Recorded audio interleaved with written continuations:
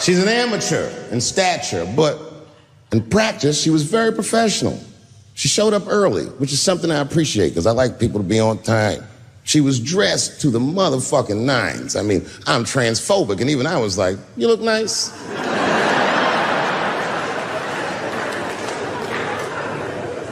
Went up on the stage with all the swag of a professional comedian, grabbed that mic and walked right down the middle and looked at the crowd like a gangster.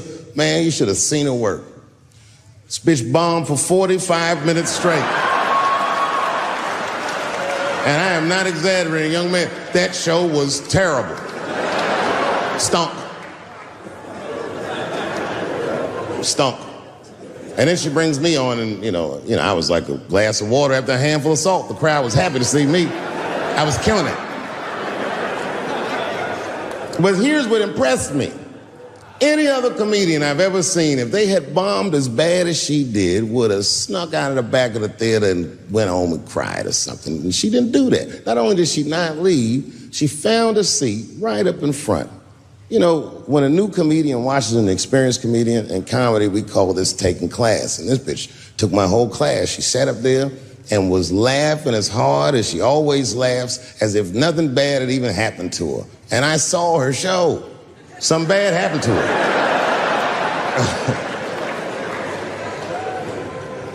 She was drunk.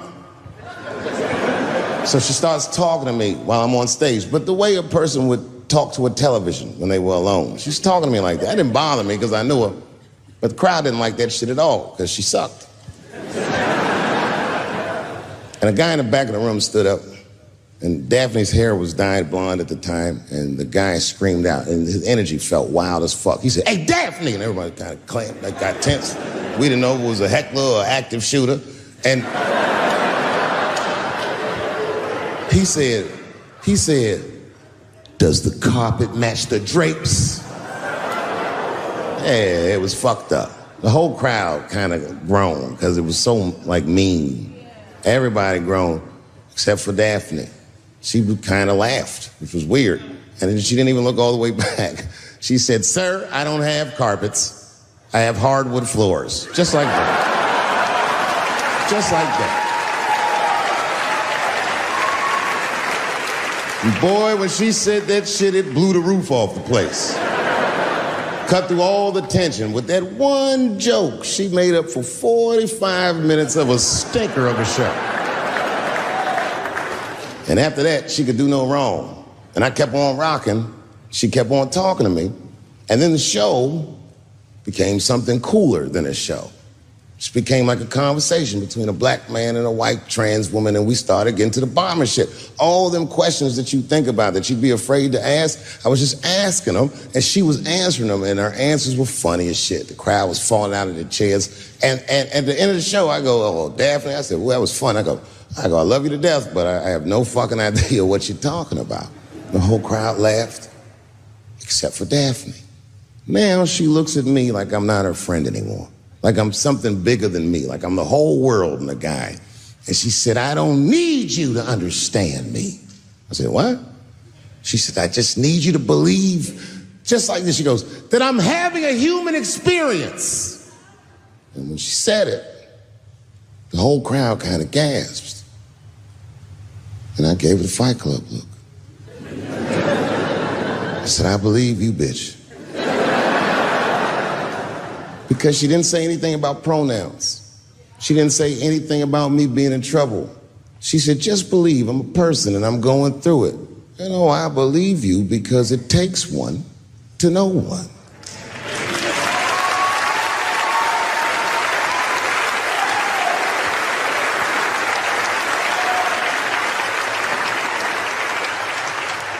Then I told the crowd good night, and they start going crazy. And before the applause gets to its crescendo, I say, "And don't forget my opening act, Daphne." And the crowd stood up. And I looked at her, and tears came out of her eyes. She couldn't believe it was happening. I couldn't believe it was happening because her show stunk. And it was a great night. I remember the late, great Paul Mooney was there. A bunch of fly-ass comedy niggas was there. And we all went backstage and was just drinking and talking shit and laughing, and Daphne stole the room. She had everyone cracking up, spinning the yarn, telling us all these crazy stories about shit she be into. We all laughing real hard, and then she's telling us, and everyone's laughing. I'm looking around, I'm like, oh my God, she is funny. I pulled her aside and I said, you're hilarious. I didn't know that when you were on stage. I said, you're doing some things wrong, but I can help you. I said, anytime I'm in San Francisco, why don't you open the show for me, and I'll just try to give you some pointers, see if you can't work this thing out. And she said, are you serious? I was like, yeah. And she grabbed me real tight, hugged me, squeezed me, and I pushed her off violently because I'm transphobic.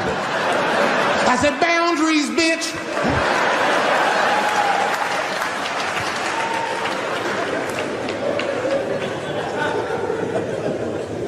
When Sticks and Stones came out, a lot of people in the trans community were furious with me, and apparently they dragged me on Twitter. I don't give a fuck, because Twitter's not a real place.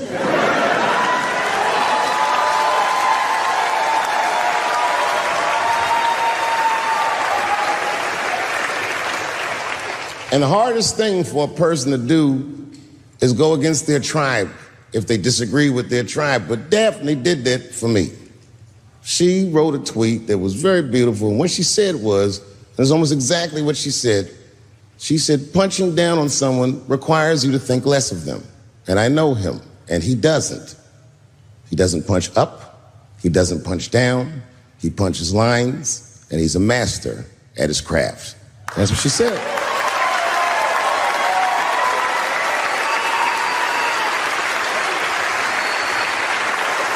Beautiful tweet. Beautiful friend. It took a lot of heart to defend me like that. And when she did that, the trans community dragged that bitch all over Twitter. For days, they was going in on her, and she was holding her own because she's funny. But 6 days after that wonderful night I described to you, my friend Daphne killed herself. Oh, yeah. It's a true story. My heart was broken. Yeah, it wasn't the jokes. I don't know if it was them dragging her. I don't know what's going on in her life, but I bet dragging her didn't help. I was very angry at them. I was very angry at her.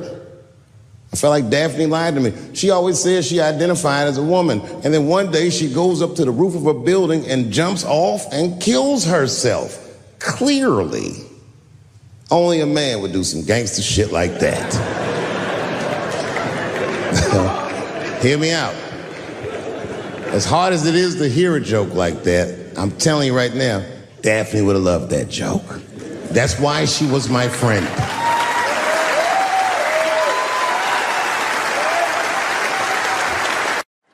Well, I have some very bad news for the people in the front rows. I heard that some of you paid as much as $800 for your tickets. Sadly, I did this same show a couple weeks ago in Atlanta for $60 a head. Can you imagine? Nigga, you could have flown to Atlanta, got a hotel, had some dinner, and came back, and you still have a little money left over, niggas. Paid way too much just to see me in this gay-ass neighborhood. All right, let me roll up my sleeves and tell these pussy jokes. Will told me to say there hasn't been this many pussy references in this room since Cats was here. Boy, I gotta tell you, man, I've been doing this set all week, and boy, I've been telling these jokes, and sometimes niggas look like they're in actual pain over the jokes. None of it's that bad to me, but I understand why it could hurt some people's feelings. So tonight,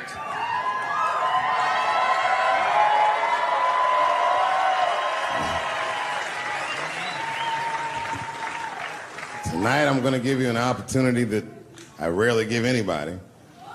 I'm going to let you say whatever it is you need to say to my face, or ask me whatever it is you want to know. But there are no dumb questions allowed. If you ask a stupid question, you'll be asked to leave. Nah, I'm just kidding. Go ahead. Everyone relax. Come on. Oh, yes, sir, in the front. 2 questions. How often do you write? And can I have a cigarette? All right. First, you may have a cigarette. But remember, this is not jail, motherfucker. This lady right here. I have a question. Do you remember this scene? Oh, I do remember that.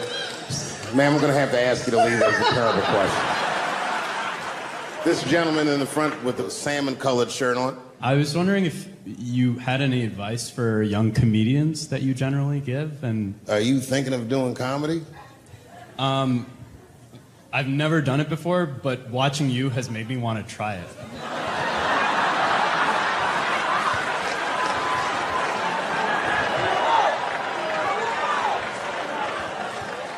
I don't know if that's an insult or not. It's a compliment. It's. I mean, niggas don't say I've never done brain surgery, but it looked a lot easier than I thought. I'm teasing. All right, here'd be my advice. Okay, I don't know how comedians start nowadays, right? But what I would suggest is just start. And once you start, you can't really stop, no matter what happens, no matter how bad it gets, no matter what people say. You know what I mean? Because comedy is weird like that. You know why I hate watching other comedians do comedy? Not because I hate other comedians, but because I love comedy so much. It's like watching somebody else fuck your girl. And I say, fuck her better than that. Yes, you on the aisle up there, the lady with the long... Yes, you standing up. I see you. My favorite book of all time, The Narrative of the Life of Frederick Douglass.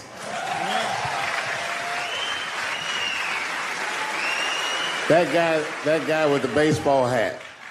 Marry, fuck, kill, Michelle, Rihanna, Oprah. Wait, who's Michelle? Oh, Obama. Well, sir, you're putting me in quite the pickle. I can't say I'll fuck Michelle Obama. That's insane. Well, I guess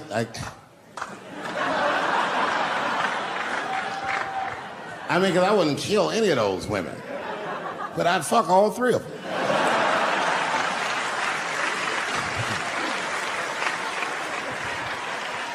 The gentleman in the blue Oxford standing up. Tell us the story with Charlie Murphy. Tell a story about Charlie Murphy? Or your favorite.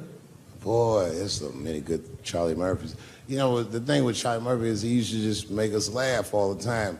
And I used to ask him about all the old Hollywood shit I was curious about. Like when they used to accuse Michael Jackson, I remember asking once, I go, Charlie, do you think Michael Jackson actually did those things? And he said, let me ask you a question, Dave. He said, say it is illegal to fuck women.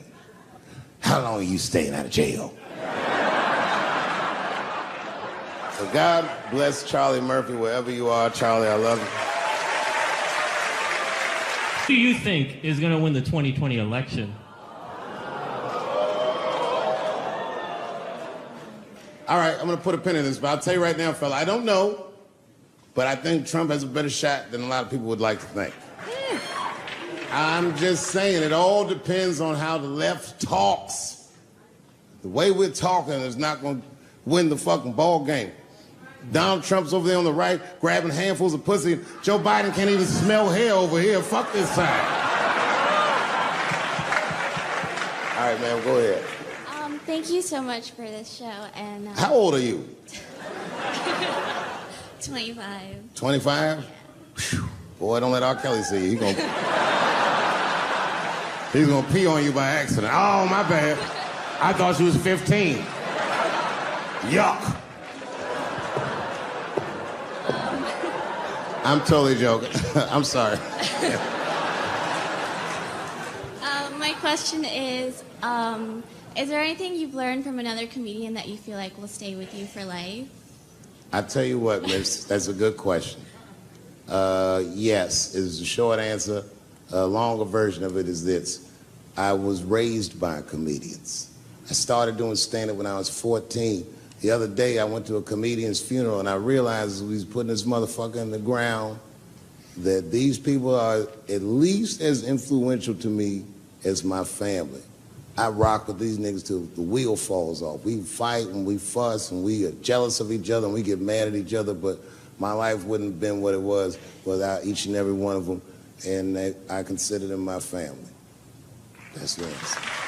Still hadn't figured out exactly how to say what I wanted to say, but I was doing pretty good. And I was doing some Me Too jokes, and a woman stood up from the audience and she was crying. Clearly, it was a white woman. She says to me, you can't say that. It's 200-seat room, it's a very small room. I'm like, what the fuck are you, like, miss, are you okay? What are you doing? She says, you can't say that. I said, yes, I can, it's my show. I'll say whatever the fuck I want. The crowd's like, ooh, like this.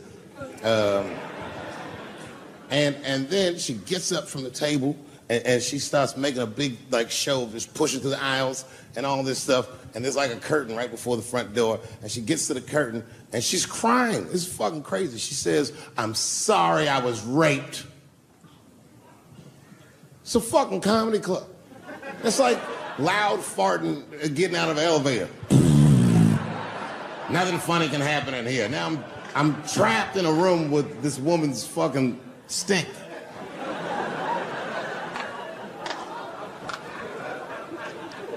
And I say, miss, it is not your fault that you were raped, but it's not mine either. Ta-ta, bitch, like this. She storms out. Now the room is very uncomfortable, but I managed to get the crowd back, but I'm like, a little traumatized. Same show, there's a trans woman sitting in the audience. This is a true story. This was like a few weeks ago. I did 6 shows that weekend. This trans woman came to 4 of them. Calls herself Daphne. Man, this chick Daphne was in there cracking the fuck up at everything I said about everybody. It was amazing. She was laughing, and it was fun to watch her laugh. You could tell she was letting go with something that was heavy, and she'd throw her head back, and she'd smile with all her teeth. She was having a great time. And the more fun she had, I felt bad, because I knew I had some trans jokes to unload. And I thought to myself, maybe I shouldn't say these jokes, because I don't want to, like, fuck her evening up. She's having so much fun. But then I thought to myself, well, if I can't say it in front of her, should I say this shit at all? So I let her rip. To my surprise, Daphne laughed harder at the trans jokes than anybody in the room. In fact, everybody in the room would look at her to make sure it was okay. And I got off stage, I was in the dressing room, I was like, man, this is a fucking weird show. I'm sitting in the dressing room by myself just trying to figure out, like, what the fuck just happened out there? Like, why is it that this one woman can't take any of these jokes and Daphne can take all of these jokes? So weird. And then I realized, Daphne used to be a man.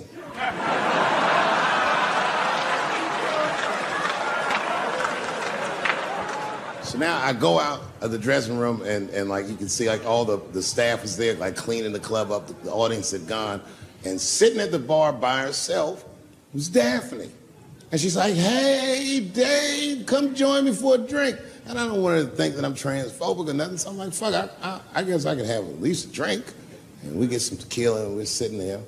And she was fucking cool. Turns out that Daphne, she wants to be a comedian. She was asking me for advice, and I told her advice and all this shit. And then she says to me, she says, boy, you sure do get a bad rap for your trans jokes. I said, Daphne, thank you, but you don't have to say that. I hope I didn't offend you. She goes, no. She said, in fact, I read about you in the New York Times. I said, you did? She said, yeah. She said, I thought it was interesting that they blamed you for R. Kelly. They said you normalized him for telling jokes about him. I go, yeah, they said that. She goes, I wonder why they never said that you normalized transgenders by telling jokes about us. And I'd never thought about that. It never occurred to me. And we started making out. And then, like, I reached up just to see what it felt like. I was like, what?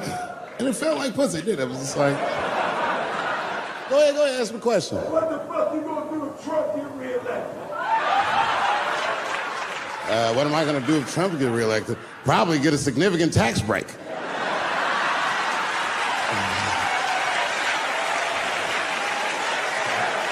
Hey, You wanna know why I don't even talk about Trump in my show?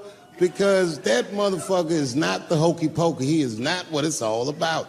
There's millions of people that put him in power, and the ideas that he puts forth are not his own. He's singing poor white people's greatest hits. So why the fuck would I worry about him and not the other millions? I really know who I'm gonna vote for next time if things keep going the way it's going is that gay dude. No, Mike Pence. It's a safe place where I could tell some jokes. And I find out that this comedian I know, Chris Tucker, who's in all those Rush Hour movies, I find out that Chris is in San Francisco too, at some charity event. So I call him, I'm like, yo, I just saw you at some charity event. I said, I'm doing a show at the Punchline. Why don't you come by the club after your event? He's like, cool, Dave. I thought you was dead, nigga. I'll come by. He says, is it okay if I bring some friends? Because, you know, I'm with a lot of people. I go, man, you Chris Tucker. You can bring whoever the fuck you want. And then I show up to the club late that night. I walk into the dressing room, and sitting in the dressing room is Gavin Newsom, who at the time was the mayor of San Francisco, but now he's the governor of California. And sitting next to him was Kamala Harris, who at the time was the DA of San Francisco. Now she's the senator from California that's front-running on the Democratic ticket.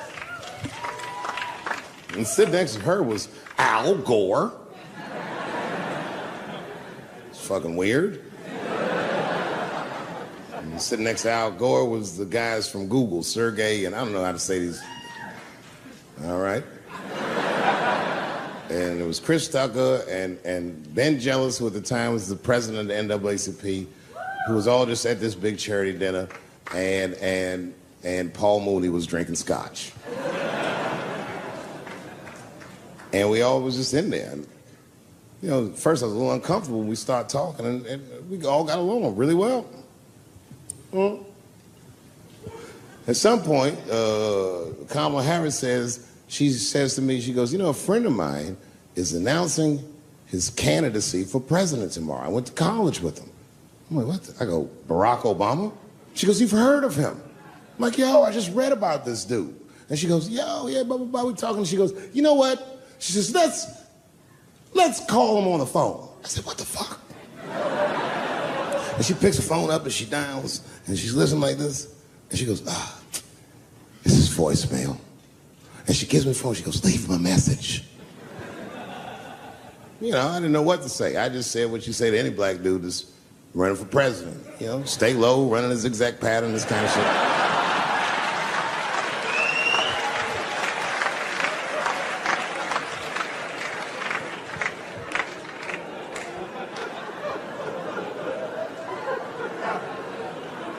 And then the last thing I say is, you know what? I said, sir, I really do believe you can do this. Like, man, I'm wishing you luck. Now, next day I wake up and go for coffee at a place called the Embarcadero. It's like an eatery by the sea in San Francisco. And I'm walking to the coffee shop and there's a police line and I can't cross the tape. But then I figure, fuck it, I'm Dave Chappelle, so I go into the thing like this. And the police yoke me. These motherfuckers like tackle me immediately. And I see over the police's shoulder Gavin Newsom. I couldn't remember his name, but I remember the night before I had kept teasing him and saying he looked like Christian Bale, the guy from the Batman movies.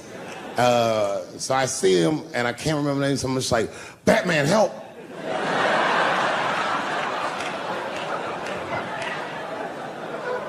And he stops, he's like, Dave?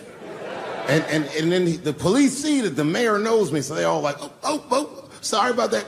And he's like, hey, back up, everybody. And he just picks me up. He's like, I'm really sorry about that. I'm like, I'm fine, don't worry about it. And he's like, listen, I'm here with Prince. Would you like to meet him? I'm like, I know Prince. That's my nigga. And we go around the corner, and it was Prince Charles, the Prince of England. I didn't know the protocol of meeting royalty. You're not supposed to touch him. I dapped him up like a nigga. My nigga. Wow. Just hugging him and shit like this, dapping him up, like this. And that nigga was cool too. I was like, that's really fucking weird. And then I was just out there in the upside down, not having no TV show, trying to figure life out. And the election was going on in the background. And this guy, Barack Obama, was picking up steam. This motherfucker was killing it. And I had a chance to go to the last debate on the Democratic ticket. And I went. It's me and Chris Tucker sitting in Myrtle Beach, South Carolina. It's the last three candidates. It was Barack Obama, John Edwards, and Hillary Clinton. Now, Obama's a lot taller than Edwards and Clinton, and he had the center podium. And at one point, they're all on stage, and they start fussing, and Obama goes, look, none of us are perfect, like this. And his hands was like this, and there was light shining behind his head, and the other two candidates was looking up at the nigga, and I was sitting in the audience like, this nigga looks like Jesus.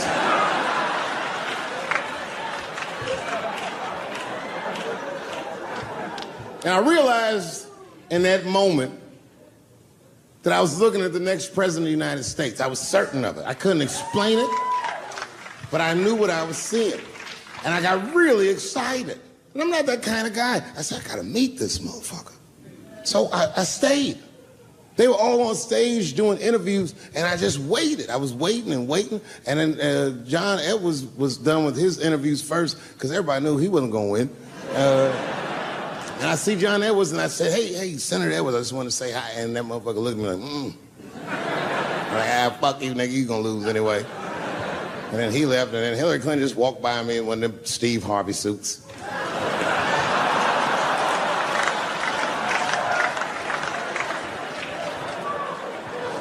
But Obama was taking forever.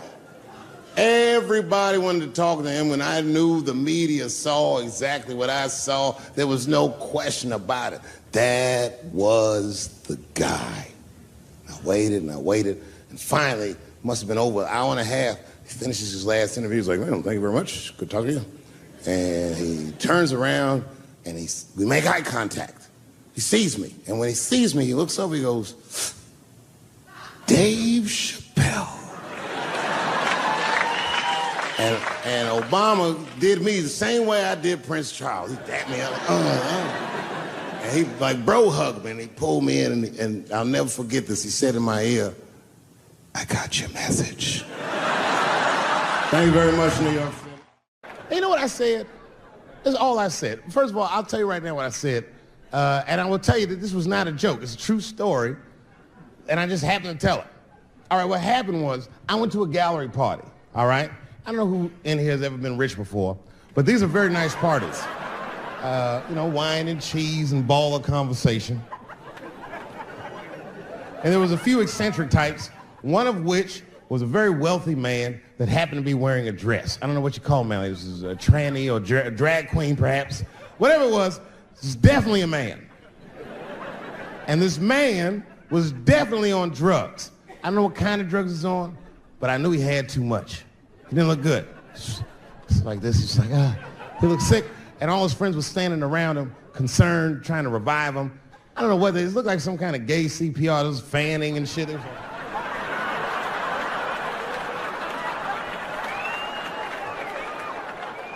I saw all this from a distance. Now, I should have minded my own business, but I got curious. I was like, oh. And I went over there. All I said, excuse me, gentlemen, is he okay? And then they looked at me like I was evil. She is fine. I said, word? Oh. I'm sorry, I didn't know this is what we were doing. Here's my thing. I would support anybody's right to be whoever they feel like they are inside. I'm your ally in that. However, my question is, to what degree do I have to participate in your self-image? Is it fair that I have to change my whole pronoun game up for this motherfucker? That doesn't make sense. Seriously. If I put on an Argyle sweater and I'm like, hey everybody, I feel like a white guy in this sweater and I want some goddamn respect and a bank loan. That's not gonna work. Give a fuck how I feel. Why should I give a fuck how you feel? Nigger is a pronoun. But there was no time for philosophical debate. This was an emergency situation. I said, fine. Sorry, guys. I was just worried because she looks terrible. She just fell off the bench. Appears that her dick is popping out of her dress. You mind if I call an ambulance, champ? I'd rather not be at a party where a tranny ODs. There's too many questions to answer.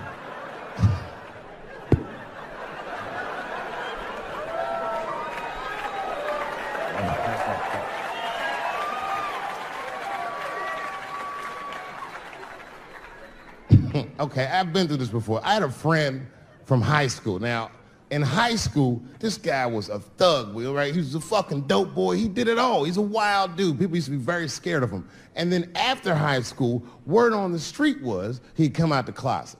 I personally didn't believe it.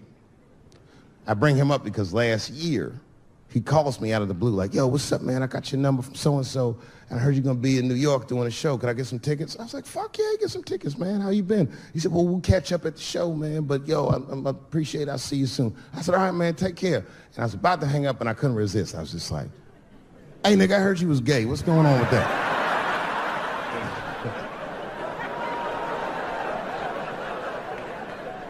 And I wish I didn't ask, because he sounded like he was dying to talk about that shit. And he had a long story about it. And it's not that I didn't care, but I was, I don't like talking on the phone. I was watching TV at the same time. So I just wasn't really paying attention like I should. But I was trying to sound supportive, but I didn't really know what to say. So I was just like mumbling shit throughout this conversation. I was just like, nigga, you gay, man. You just gay. Like,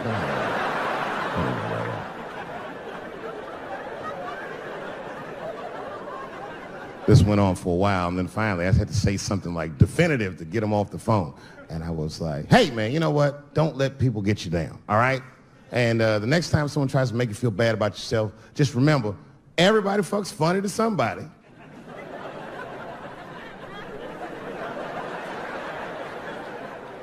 He didn't like that shit. He's like, what the fuck does that mean? I said, huh? He said, you saying I fuck funny, motherfucker? I said, no, that's not what I'm saying. I'm saying everybody's different. He said, you ain't say different, nigga. You said funny. What's so fucking funny about the way I fuck? And I said, hey, man, I fuck feet. He said, what? Oh, this is not a joke, ladies and gentlemen. I get women to squeeze their feet together like this, and I fuck them right in that little space in their feet. But you can't build a community behind that shit. There's no flag for us. That shit made him laugh. And the next day, after the show, I saw him backstage. He was like, yo, what's up, man? I'm like, oh, shit, what's going on? And he had his buddy with him. He goes, Dave, I want you to meet Manuel. Manuel's my fiance. We're in New York getting married because it's legal here. I said, well, congratulations, fellas. And Manuel was like, gracias. And he went to go get some drinks. And then my buddy looked at me, he was like, so Dave, what do you think? And I started mumbling again. You gay, nigga, you just gay. He said, yeah, I'm a little nervous about getting married, man. It's a big step. I said, yeah, it is. It's a big step. He said, well, you've been married for a while. You got any advice for us? No, I'm married to a woman. Sorry about that. And they corrected me. He said, no, you married the person that you love. So it's essentially the same. I said, man, the problem with that statement is that it makes the assumption that I love her. But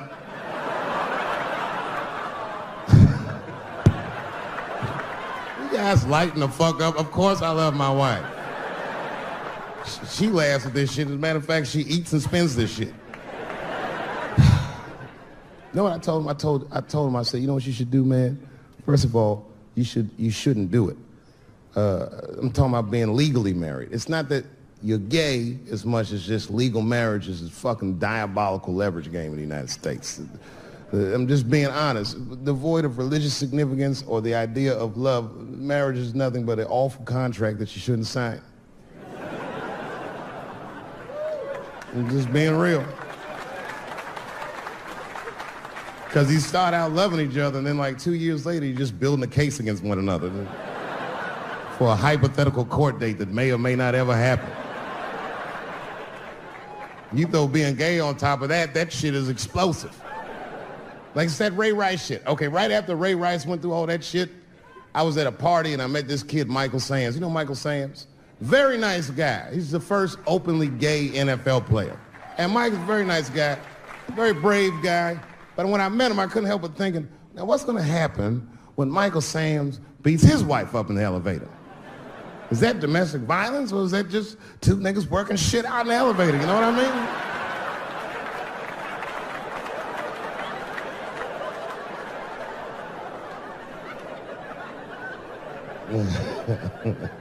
Anyway, I give all married men the same advice, gay or straight. Get a dog. This dog will love you all the time, but she's not going to. It's real talk. I didn't even know about dogs, and my kids got the dog. They brought him home from the shelter, and I didn't even want him. They were like, "Can we keep him?" I said, "Nope." I said, "Where did you even get this dog?" They're like, "We got him from the shelter." I was like, "Ugh." Probably something wrong with him.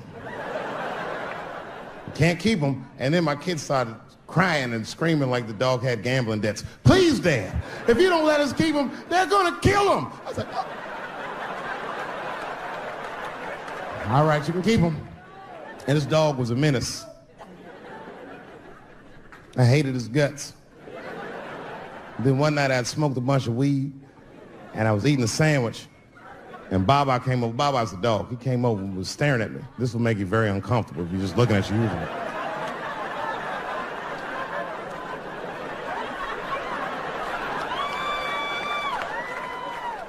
I had to give him a piece of my sandwich so he'd go away. And that's how we became friends. Now, if you see me walking down the street with Baba, I ain't got no leash or nothing. He walks right next to me. If I stop, he'll stop. And if I go, he'll go. And all my friends are like, "Yo, Dave, that shit is dope. How you train Baba to do that shit?" I've never trained Baba. Just a messy eater. If I drop food and Baba's not around, all I gotta do is call him. "Baba!" He's a black dude's dog, so he doesn't come right away. He peeks first to see what's going on.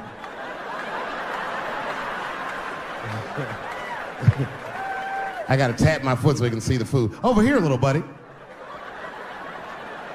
And he's like, "Thanks, Dave." He'll come get it and run off.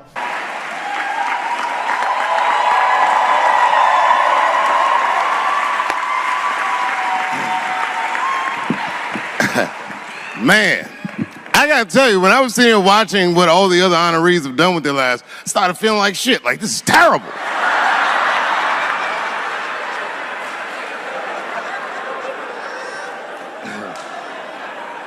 And then Bobo brought me up and started out good with that Ali picture, and then it just... Whew. But that coloring book that was in the picture, I know the Ali's are here, that coloring book, my mother has it. And the champ, he signed it. You know, the greatest, he signed Muhammad Ali. And his sparring partner was there that day. And his sparring partner signed it, said, "The next heavyweight champion of the world, Larry Holmes." And he was. And 2-year-old Dave Chappelle colored all in that shit and just ruined the book.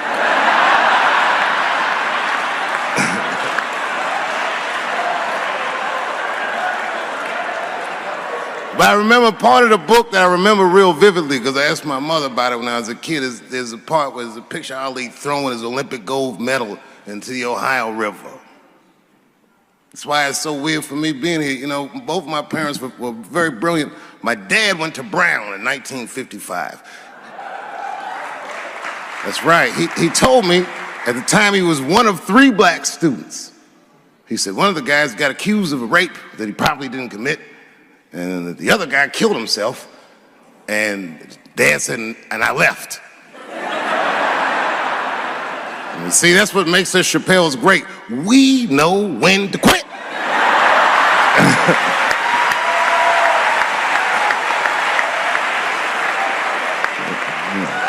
We all just live to fight another day.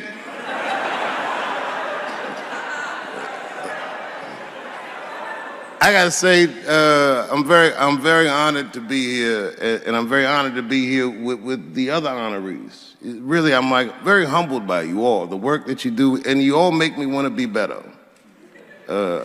All of you.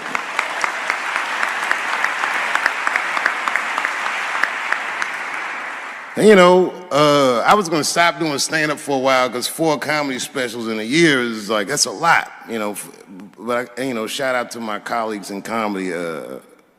I just want to say that in a way, this, for me, belongs to my mother primarily, who was an African-American studies professor. And a lot of the content that I say, she raised me well. I'm not an uninformed person. But also, you know, my colleagues in comedy, like comedians have been getting beat up pretty bad recently, and we're somehow nowadays expected to speak with the precision of attorneys or politicians. We are not. I always think of James Baldwin. You know, James Baldwin was one of my favorite writers because he managed to tell white people what they feel like to be around.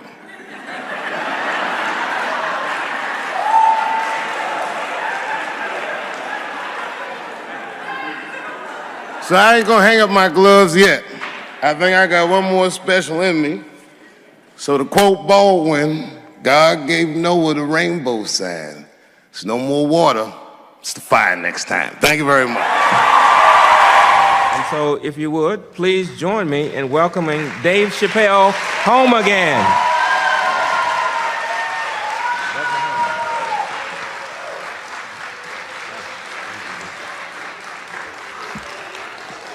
Oh, thank you. You know,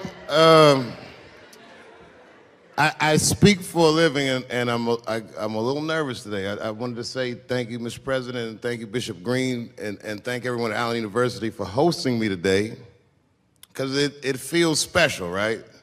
When I think of this great grandfather that I've heard about in my life, but never actually touched his legacy. So it's like the product of his loins coming to meet the product of his work. And it's an important day for me personally. And I know a lot of you guys are students, and I just want to tell you I'm the first person in my family to not go to college. And as the president has told you, I've done outstanding in spite of that.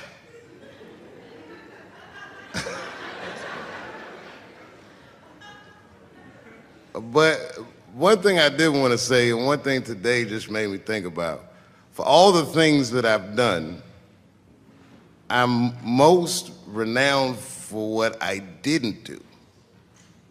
I've made decisions in my career that a lot of people have called insane. 2004, had a $50 million deal on the table, and in a crisis of conscience, flipped the table over and walked away. Went to South Africa. Everyone said I was running away from the money. That is not true. In fact, I still want that money.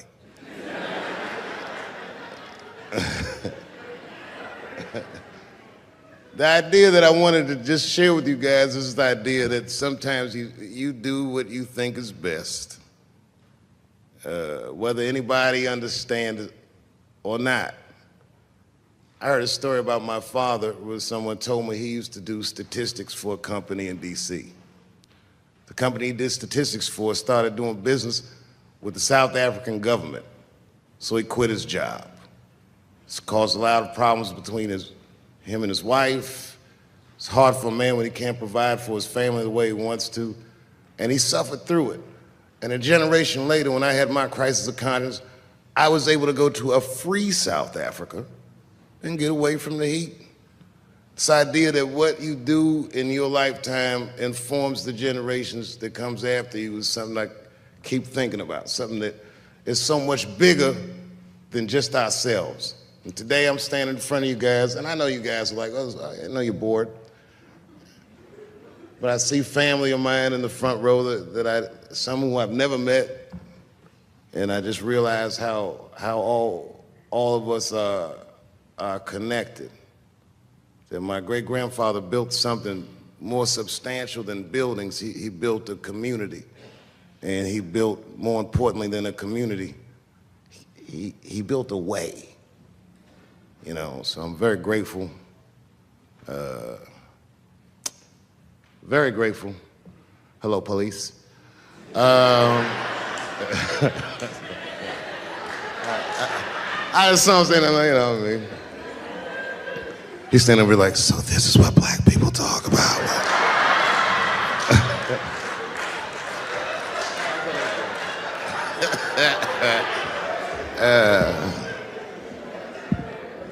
I just want you guys to remember, you know, that right now there's this thing where ethics aren't what they used to be. This idea that people are trying to replace the ideas of good and bad with better or worse. And that is incorrect. You gotta keep your ethics intact because good and bad is a compass that helps you find the way. And a person that only does what's better or worse is the easiest type of person to control. They are a mouse in a maze that just finds the cheese. But the one who knows about good and bad will realize that he's in a maze.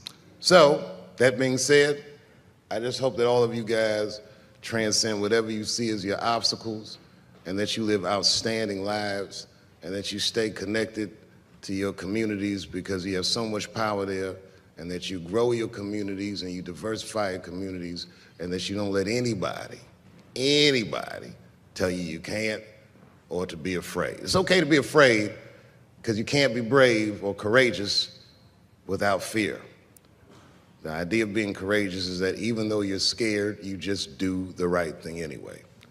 So in 2004, I walked away from $50 million, and in November, I made a deal for $60 million. So,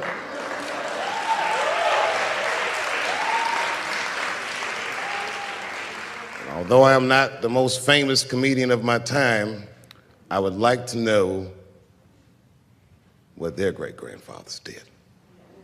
I'm very proud today. Thank you very much.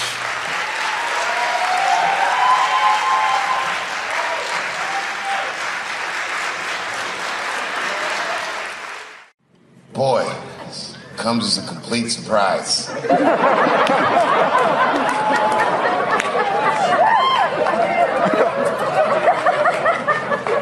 mean, I read all the reviews and they said, whoever cares the most, I care at least as much as them. I know what I got, because I lost it all. I gotta tell you something, and I don't talk about it often. Have you ever worked all your life for something and have it not work out? That happened to me. It was tough. Think about it. I was gone for 12 years. It's not a little bit of time. It was hell. I watched other niggas that I knew become very famous. I watched the world go on without me. I mourned the loss of it. And after a while, I didn't care. Coming back was terrifying. I understand what I am. I really do, more than anybody. Like when they write about me in history, I'll be dead reading it like, yeah, I knew they'd say that. They say that a person can't dream of a face they've never seen. Can't believe that's true, but it's probably true. Boy, I got a long bank of faces. 32 years, I could close my eyes. I could think of any night. There's so many faces. Every night, most nights, they're all looking up, smiling. You have no idea what the world looks like from there. All different races, all different colors, all different kind of beliefs, just looking at me, smiling for 32 years, night after night.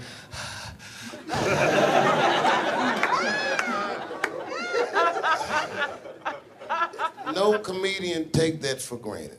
I swear to God, this might be the noblest of professions.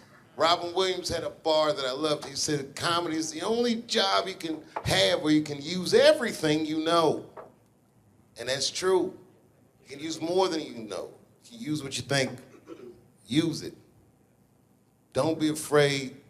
Don't let these bitch-ass niggas button your lip. Say it anyway. Man, you have no idea what this job is.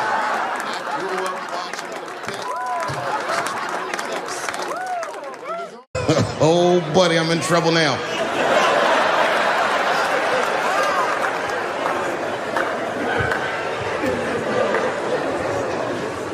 Before I go, I want to share this story with you because it's important to this point.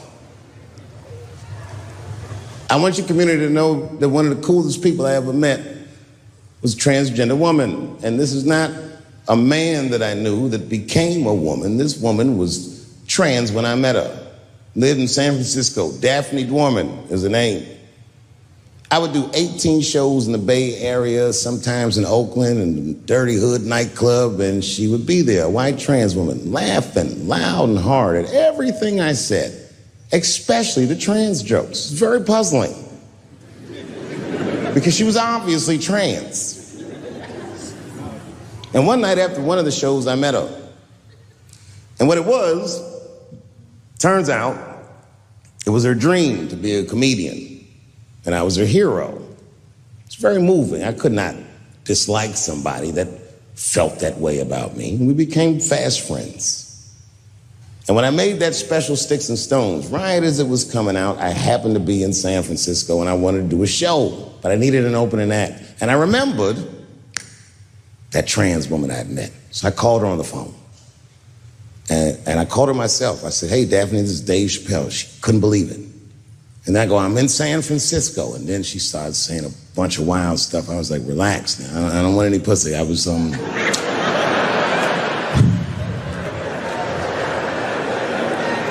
was calling because I'm doing a show and I need an opening act. And I was wondering if you'd open the show. And she was like, "Fuck yeah." Now, I didn't know this at the time, but this woman had only done stand-up comedy 8 times in her life. This is little to no experience. And now she's about to open a show for what many call the GOAT.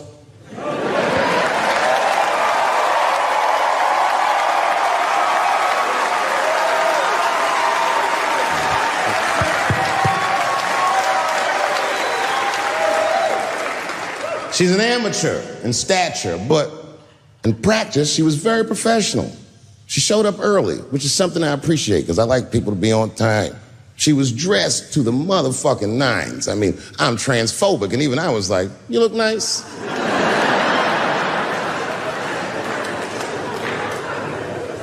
Went up on the stage with all the swag of a professional comedian, grabbed that mic and walked right down the middle and looked at the crowd like a gangster. Man, you should have seen her work. This bitch bombed for 45 minutes straight. And I am not exaggerating, young man. That show was terrible. Stunk.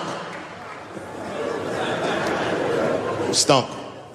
And then she brings me on and, you know, I was like a glass of water after a handful of salt. The crowd was happy to see me. I was killing it. But here's what impressed me.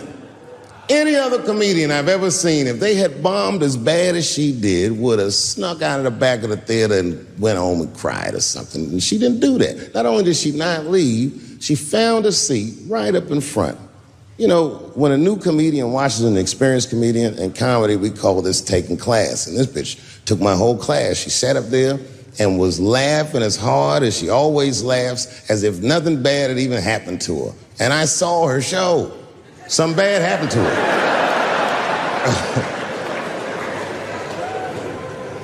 She was drunk. So she starts talking to me while I'm on stage, but the way a person would talk to a television when they were alone. She's talking to me like that. It didn't bother me because I knew her, but the crowd didn't like that shit at all because she sucked. And a guy in the back of the room stood up, and Daphne's hair was dyed blonde at the time, and the guy screamed out, and his energy felt wild as fuck. He said, "Hey, Daphne!" And everybody kind of clamped, like got tense. We didn't know if it was a heckler or an active shooter. And he said, "Does the carpet match the drapes?" Yeah, it was fucked up. The whole crowd kind of groaned because it was so, like, mean. Everybody groaned, except for Daphne. She kind of laughed, which was weird. And then she didn't even look all the way back. She said, "Sir, I don't have carpets. I have hardwood floors." Just like that. Just like that. And boy, when she said that shit, it blew the roof off the place. Cut through all the tension. With that one joke, she made up for 45 minutes of a stinker of a show. And after that, she could do no wrong. And I kept on rocking. She kept on talking to me. And then the show became something cooler than a show. It became like a conversation between a black man and a white trans woman, and we started getting to the bomber shit. All them questions that you think about that you'd be afraid to ask, I was just asking them, and she was answering them, and her answers were funny as shit. The crowd was falling out of their chairs. And at the end of the show, I go, "Oh, Daphne," I said, "Well, that was fun." I go, "I love you to death, but I have no fucking idea what you're talking about." The whole crowd laughed, except for Daphne. Now she looks at me like I'm not her friend anymore. Like I'm something bigger than me, like I'm the whole world and the guy. And she said, "I don't need you to understand me." I said, "What?" She said, "I just need you to believe," just like this, she goes, "that I'm having a human experience." And when she said it, the whole crowd kind of gasped. And I gave her the Fight Club look. I said, "I believe you, bitch." Because she didn't say anything about pronouns. She didn't say anything about me being in trouble. She said, "Just believe I'm a person and I'm going through it." And oh, I believe you because it takes one to know one.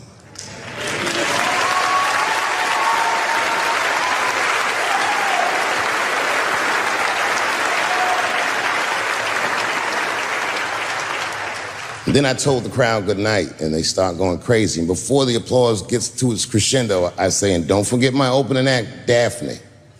And the crowd stood up. And I looked at her, and tears came out of her eyes. She couldn't believe it was happening. I couldn't believe it was happening because her show stunk.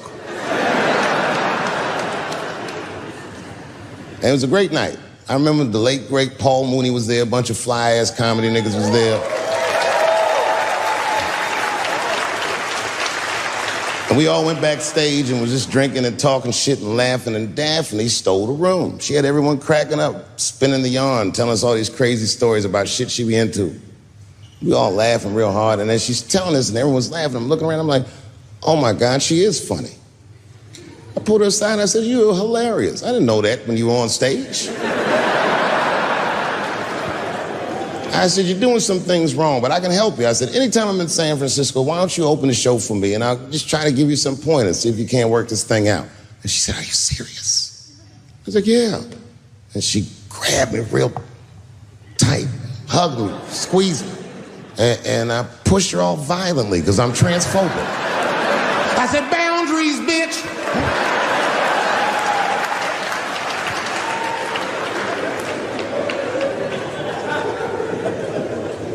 When Sticks and Stones came out, a lot of people in the trans community were furious with me, and apparently they dragged me on Twitter.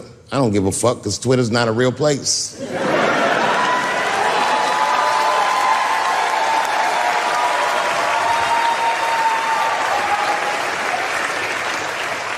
And the hardest thing for a person to do is go against their tribe if they disagree with their tribe. But Daphne did that for me. She wrote a tweet that was very beautiful, and what she said was, it was almost exactly what she said.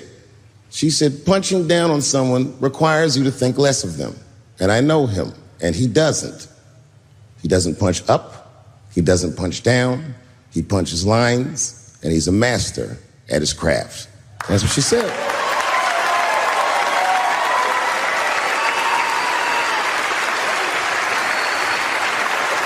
Beautiful tweet. Beautiful friend. It took a lot of heart to defend me like that. And when she did that, the trans community dragged that bitch all over Twitter. For days, they was going in on her, and she was holding her own because she's funny.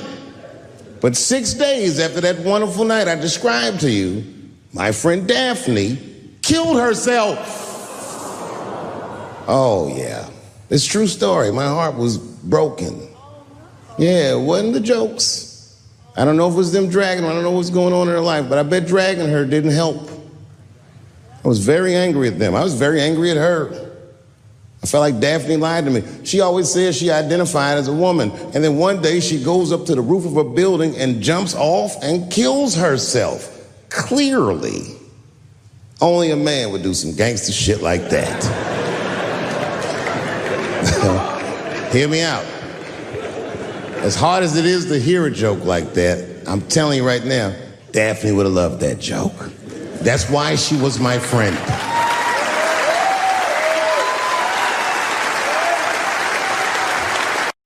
I Googled the dictionary definition of a feminist just to make sure I was talking about the right thing.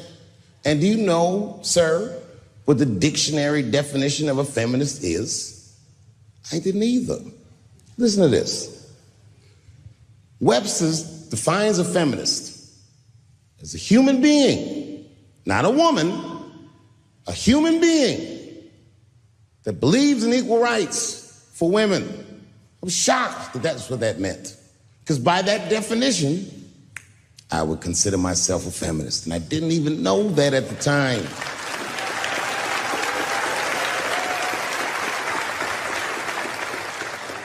All these years, I thought it meant frumpy dyke.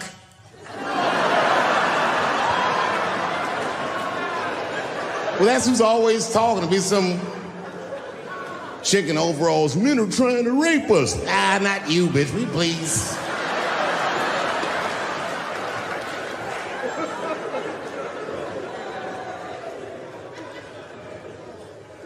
I know. Look, listen.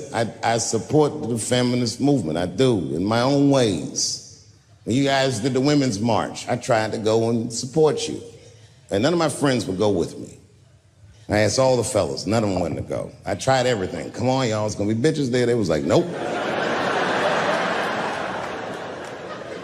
So what I did is I called my friend Ange. Ange is a black woman who's a comedy writer, and she's dope. Matter of fact, she's the only woman that I know personally that pays her ex-husband alimony. And she sounds just like a man when she does it. Fuck that broke motherfucker and all that. She says all that shit. So I hit Ange up, and I hit her on the text. And all I did, I texted her, I said, Ange, are you going to the Women's March? And she texted me back, and this is real text. She said, I hope those white bitches get tear gassed.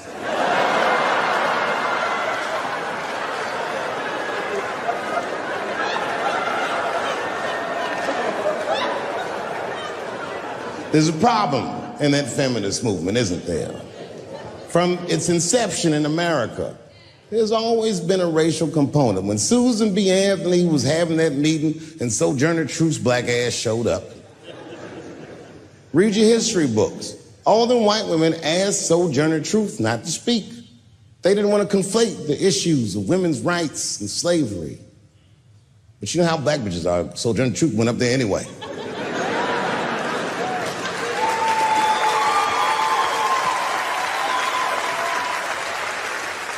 She did a famous speech. She said, ain't I a woman? Ain't I a woman? That's right. And listen. I supported the Me Too movement, but the whole time I thought that the way they handled that was stupid.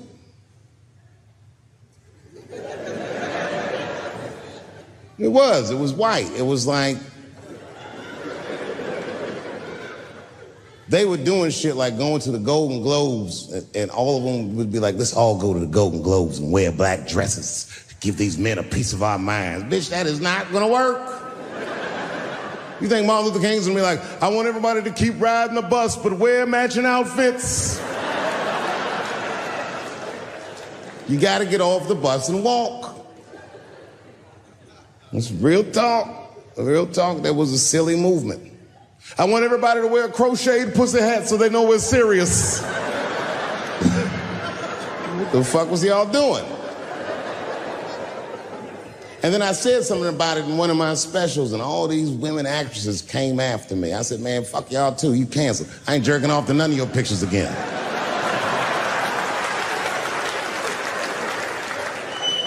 They were like, who is he to tell us anything?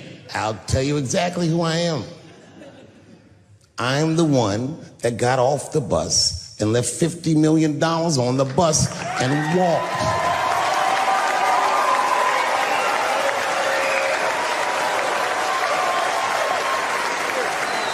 I agreed with these women. I just didn't agree with what they were doing about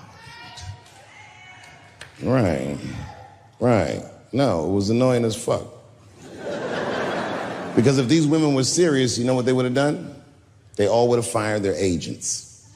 And they would have went to the mailroom of one of these big agencies and found a woman that was busting her hump in there and said, if you want to talk to us, then you have to talk to her.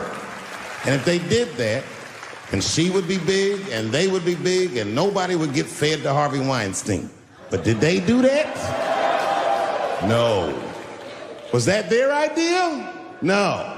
Surprisingly, it was mine. And what I think the feminist movement needs to be very successful is a male leader.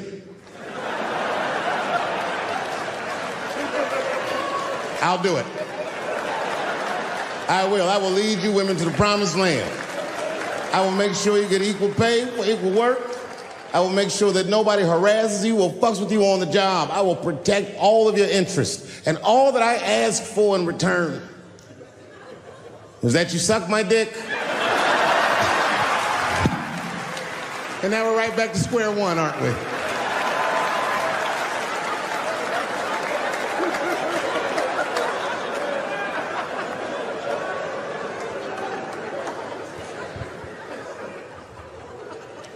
And now we get to the core of the crisis.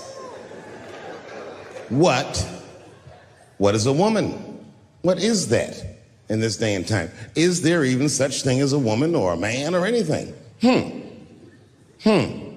Seems to be a question nowadays.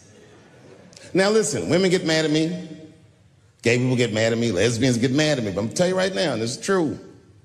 These transgenders, these niggas want me dead.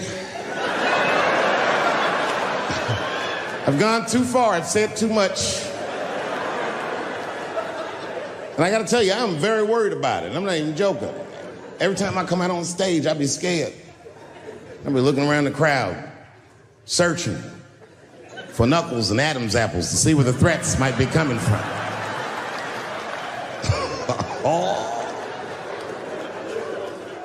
A nigga came up to me on the street the other day. He said, "Careful, Dave, they after you." I said, "What? One they or many theys?"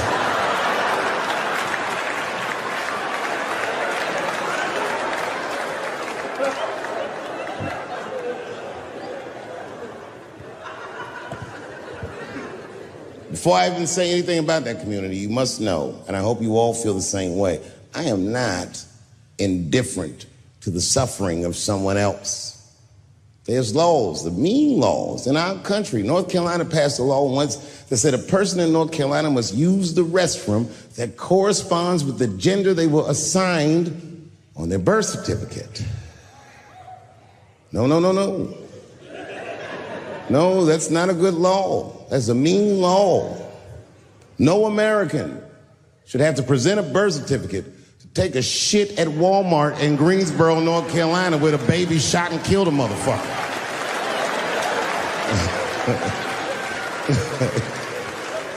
You have to ask yourself, if you're thinking about it, who are these laws designed to protect? Like, let's say they designed this law to protect me, my interests. Transphobic comedian Dave Chappelle. And let's say that I'm in Walmart doing a little shopping with my family. Now, I should tell you, if that ever happens in real life, you should know that my dreams didn't work out. But let's say something goes horribly wrong, and there I am in Walmart with the poor whites rummaging around for mediocre goods and services.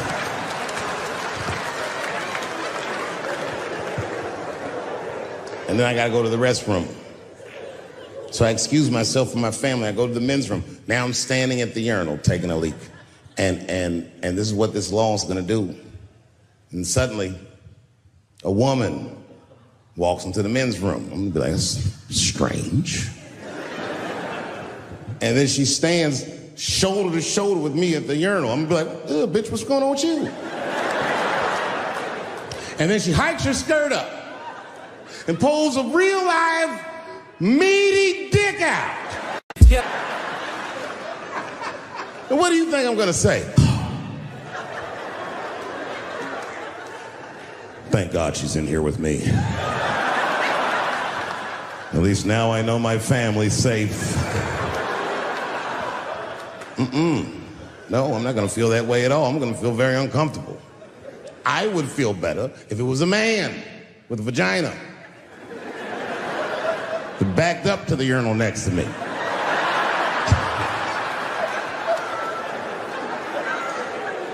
I wouldn't even think about that. I'd just be like, that's funny. This guy is peeing out of his butt for some reason. Oh my God, he must be a veteran. Thank you for your service.